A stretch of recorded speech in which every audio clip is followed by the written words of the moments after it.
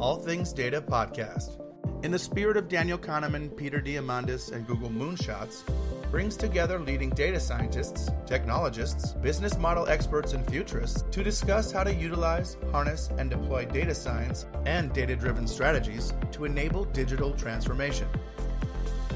The hosts are Dr. Manjeet and Dan, Associate Professor of Data Science, and Dan Yarmala, Director of Business Development of IoT and Data Science. The podcast is produced by the Graduate Programs of Software of the University of St. Thomas in St. Paul, Minnesota.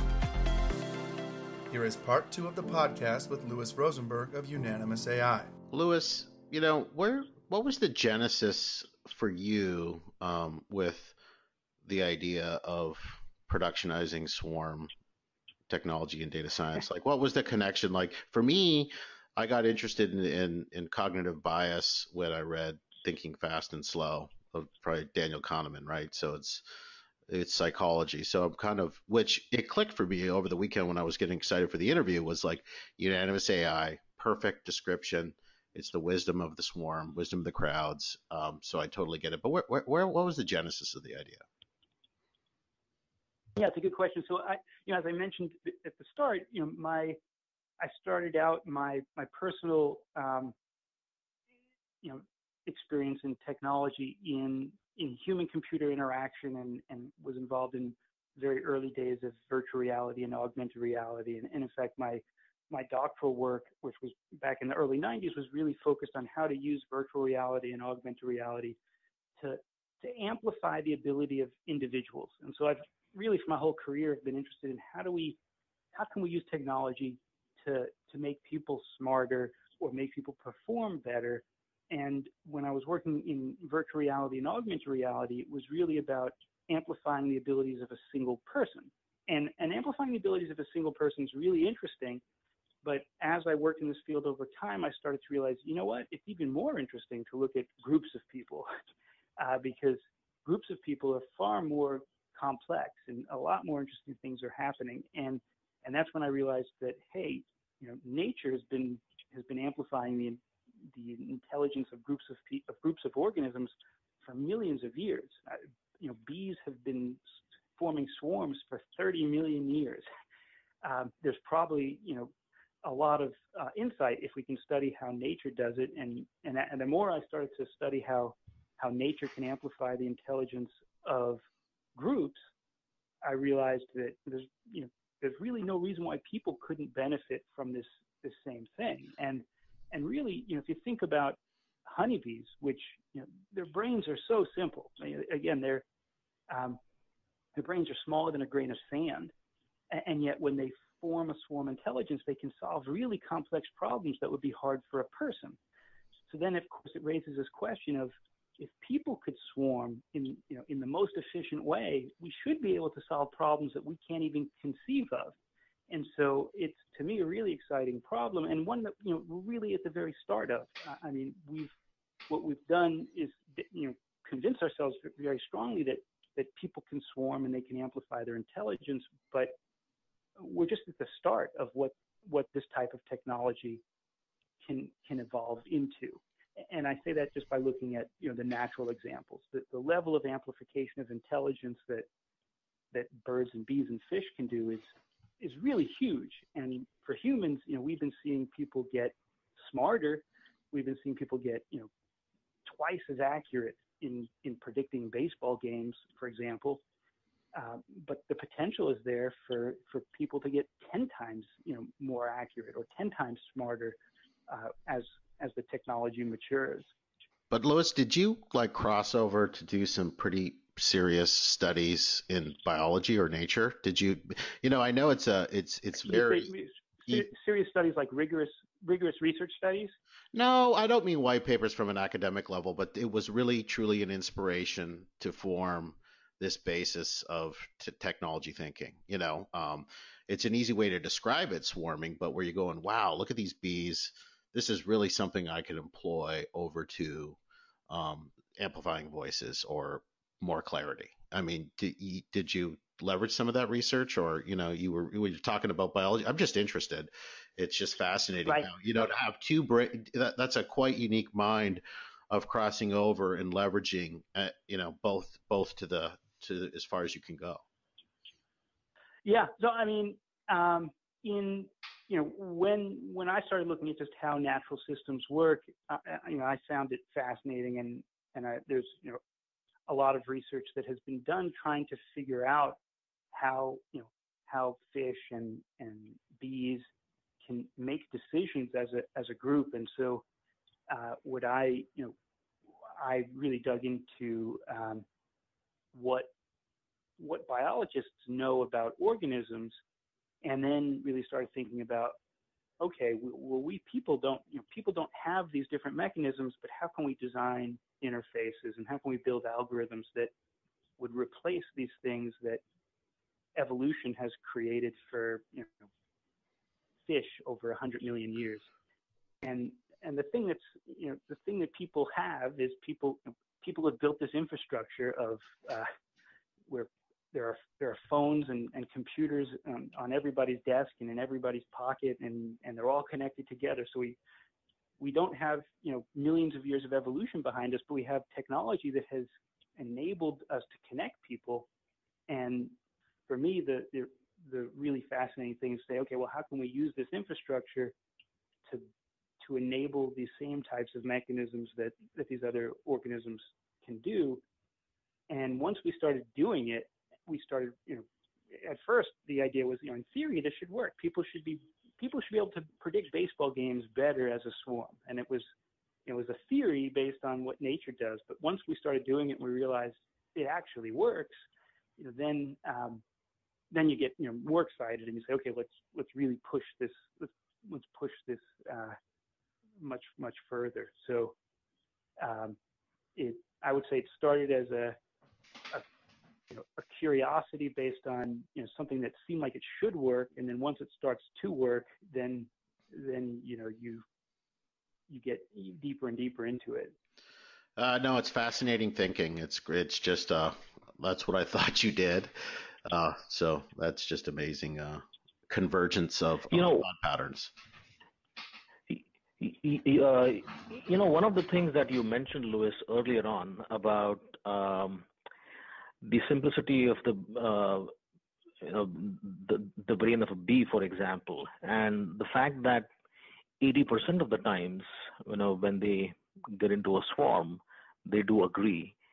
Now, just to contrast that with the complexity of a human brain and the fact that a human is much more smarter and different human beings have different opinions, how does that then relate to the convergence of a swarm, convergence of a human swarm? Does it take a longer time for a human swarm to converge because people have different kinds of views? Or have you seen situations where human swarms have not converged? Right. So the issue we're really talking about is, will the swarm converge on an answer, or will it just be deadlocked? And we have our own name for that, which we call a brain freeze, where if everybody's pulling in a different direction and nobody's flexible and everybody's entrenched, then you could get into a situation where you just don't reach an answer. And it's very, very rare for us to see that happen in people. In bees, it's almost never happens. And so when I said that they find the optimal answer 80% of the time, the other 20% of the time, they will find an answer, but it might not be the single best answer. It might be the second best answer. It's usually one of the best answers. What bees never do is entrench and fall into gridlock, because for bees, gridlock is death. If they need to move into a new home and they can't pick one, they could die. Or even worse, if the colony split into two different colonies because they just couldn't agree, they also would really risk their survival. And so evolution has basically made that almost never happen in bees. Now in people, happens all the time. Like if you look at how humans make political decisions, gridlock happens more often than agreement. And and people, can have very strong opinions and people can entrench.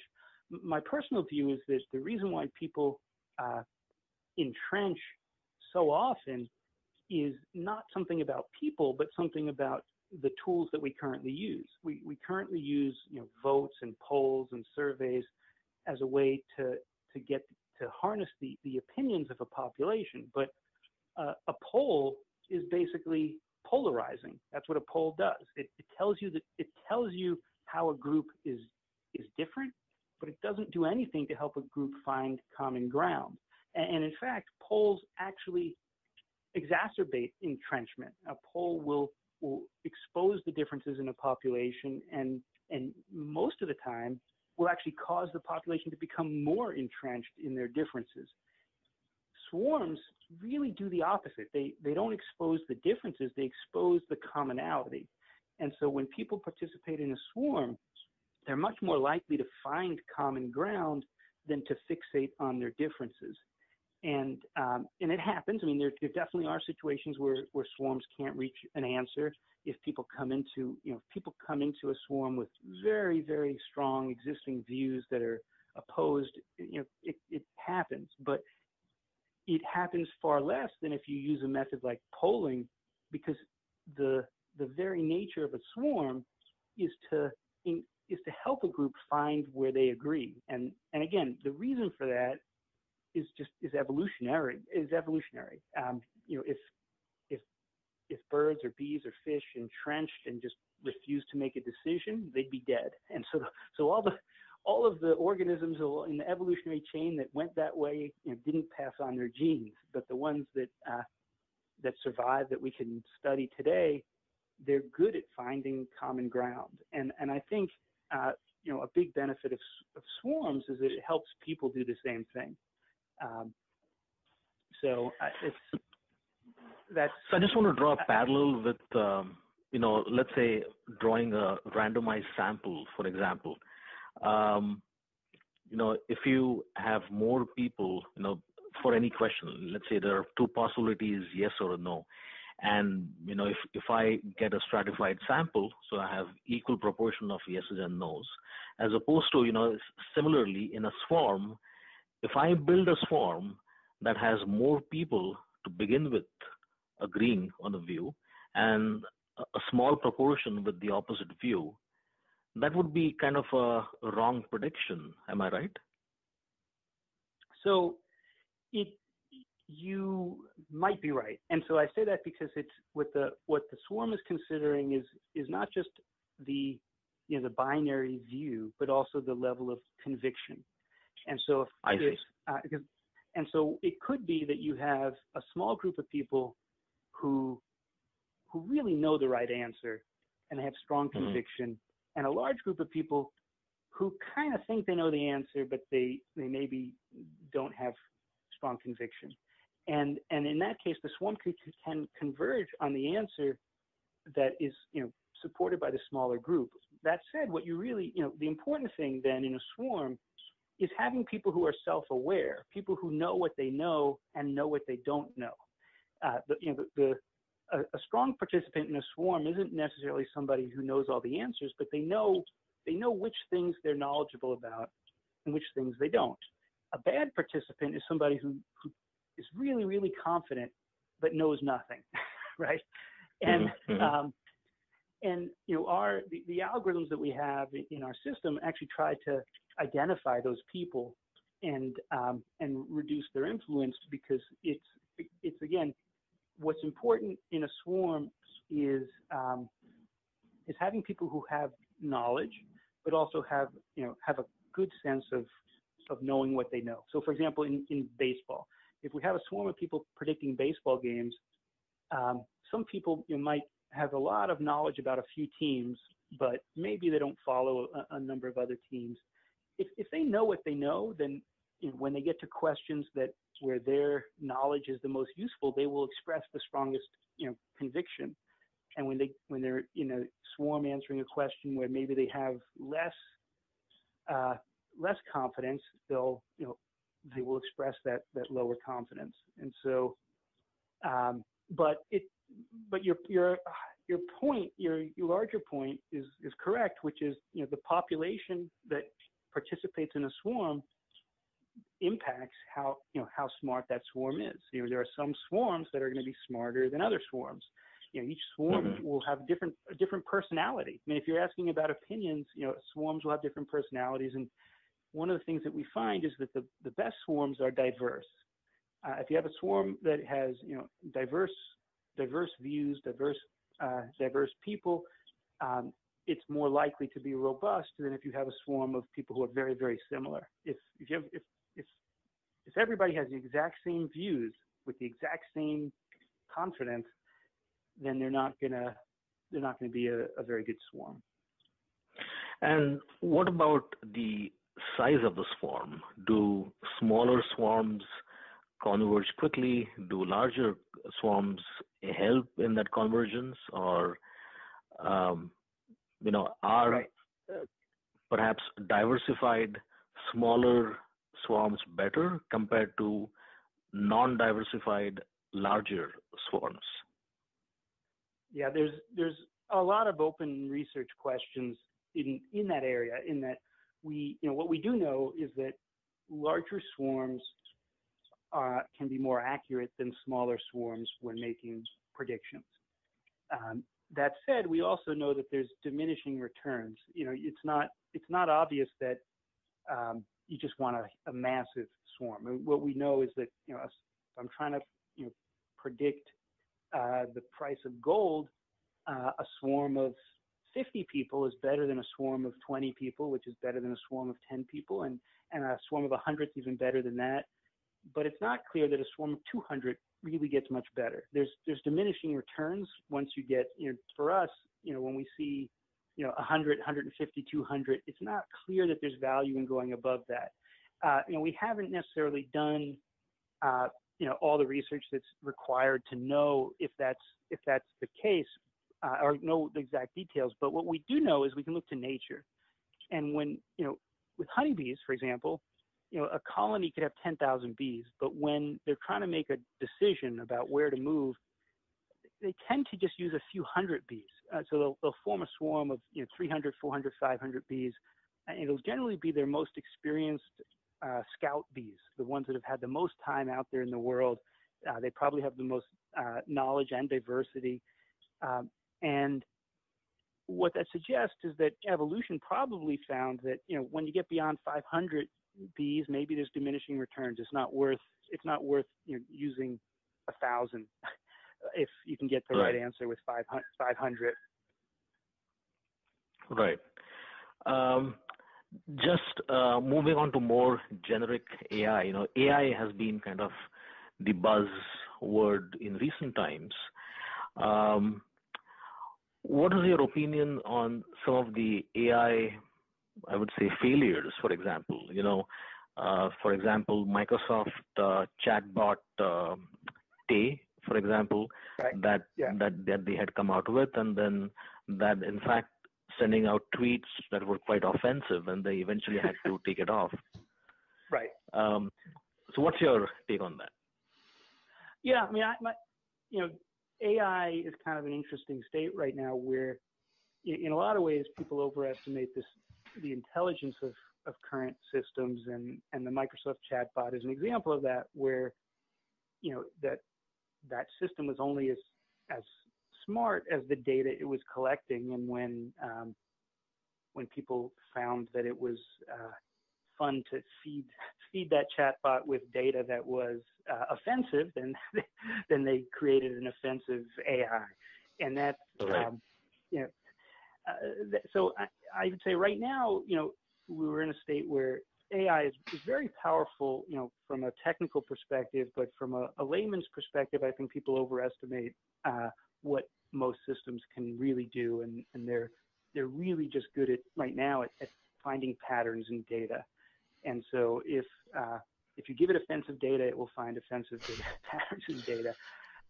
But on the flip side, I think the technology is also advancing so quickly and making such strides that the potential of creating a real sentient AI, which maybe seemed almost impossible, a decade ago, now starts to look like it could really happen. And there's a lot of experts now are really seeing that horizon within 50 years.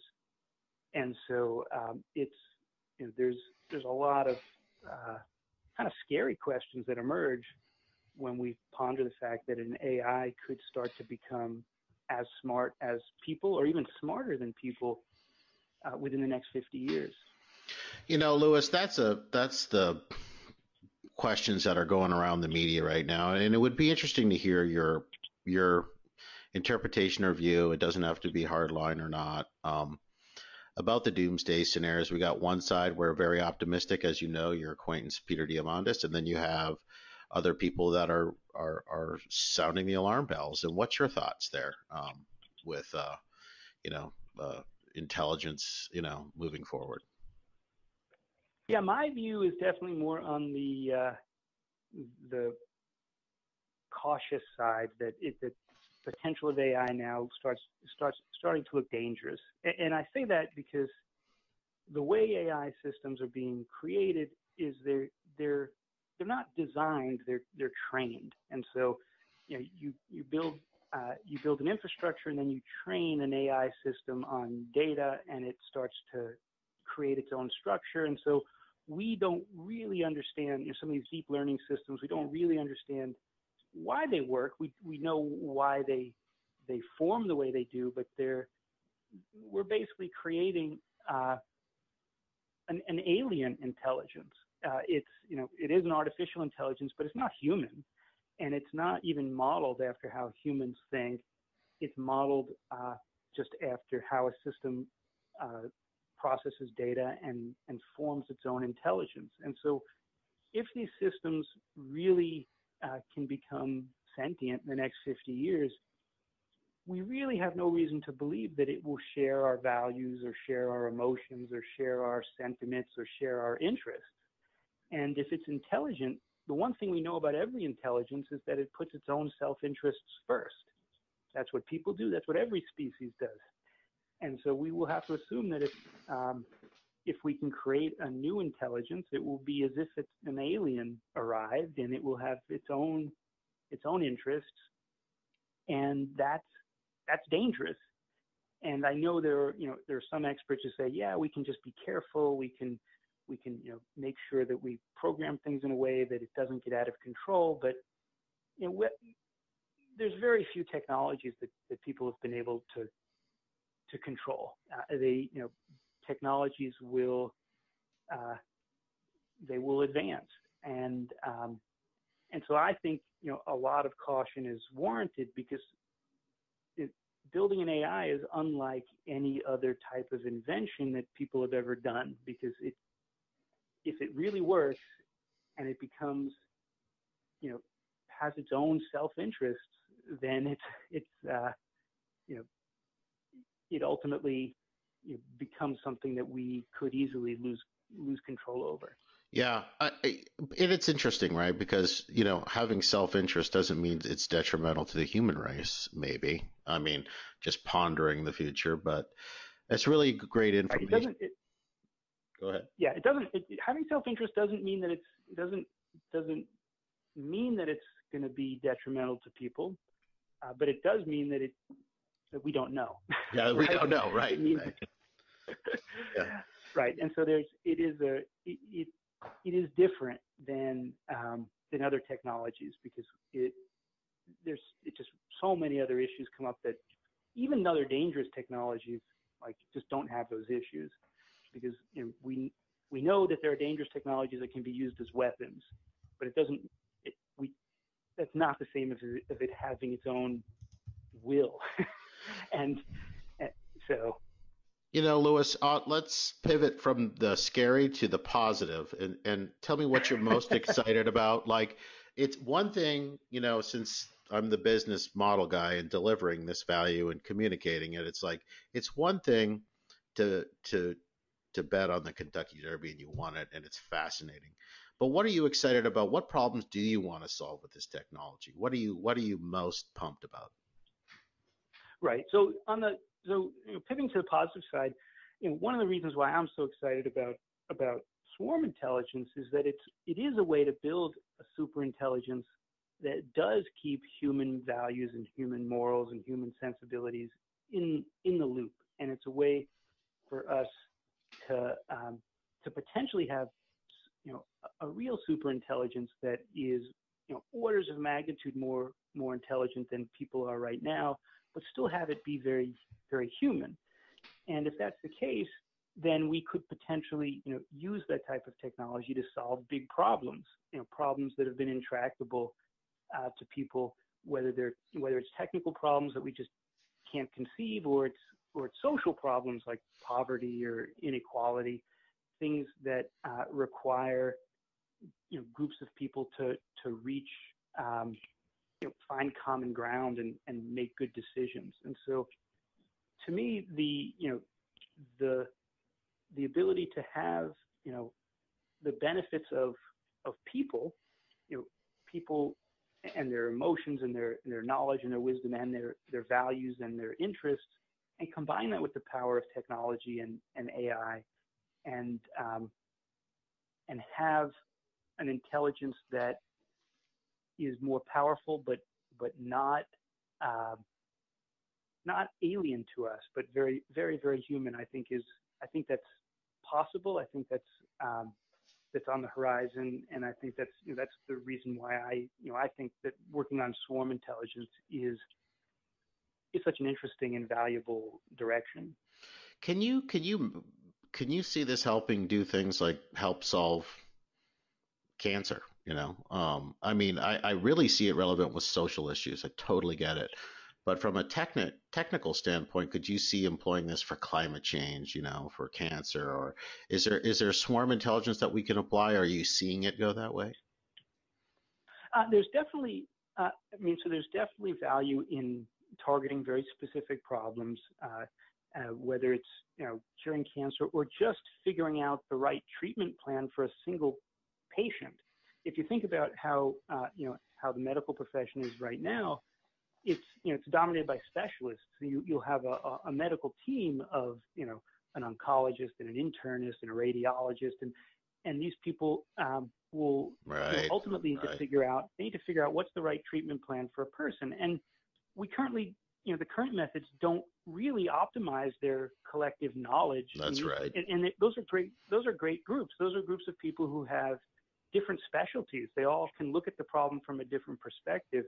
And so we see swarm intelligence as a way for diverse groups like that, of medical professionals or climate scientists, or diverse groups of experts who look at a problem from different directions and allow them to converge on the best possible solution that combines their various expertise.